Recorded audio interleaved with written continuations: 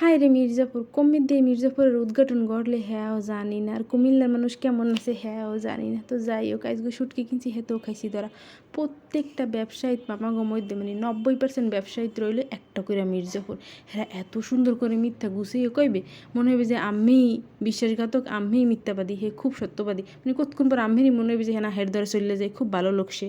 যাই হোক, সব কথা বাদ দেন, টাহান দেখিছি হালাই তো যাওয়া যাবি না, খাওয়া লাগবে। শুটকিটা এত বেশি ওজন ছিল, মানে ভিজা ছিল, কাটার আগে মনে করেন কাটার আগে কাটতে যায় এরকম একটা অবস্থা, এতটা ভিজা ছিল। কোনো ব্যাপার না, তো রাঁধতে আসি নারকেল আর পেঁয়াজ, তারপরে রসুন আর হচ্ছে গিয়ে তেল হলুদ মরিচ দিয়ে কষাইয়া শুটকিটা সুন্দর করে রয়েছে। এখানে স্পেশাল হয়েছে যে নারিকেল বাটা দিয়া শুটকি খাওয়ায়। আর আমাদের এলাকায় নর্মালি শীতের সিজনে শুটকি খাওয়ায়, অন্যান্য বর্ষাকাল বা বলেন গরমের দিন এইসব সিজনে শুটকি খাওয়া হয় না।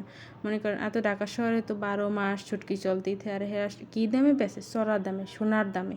তো শুটকিটা কষানো হয়ে গেলে একটু পানি দিয়ে পরে আলুটা এর মধ্যে কষাই নিবো। এই কষানোর শেষ পর্যায়ে এককালে টমেটো কেটে রাখছিলাম, তো এই এখন দিয়ে দিবো। আর টমেটোটা দিলে একটু গ্রেভি ভাবটা আইবে, আর কালারটা সুন্দর হবে, আর খাইতে একটু মজা লাগবে। টমেটো দিলে যে কোনো তরকারি একটু মজা লাগে, আর শুটকিতে তো স্পেশাল টমেটো দিলে স্পেশাল রেসিপি হয়ে যায়। টমেটো দিয়ে 4-5 বার লাড়া দিয়ে পরে একটু কুসুম গরম পানি দিয়ে দিছি। আর এই দেন কি সুন্দর একদম থনা থনা, মানে একদম গ্রেভি খাইতেও অনেক মজা হয়েছে।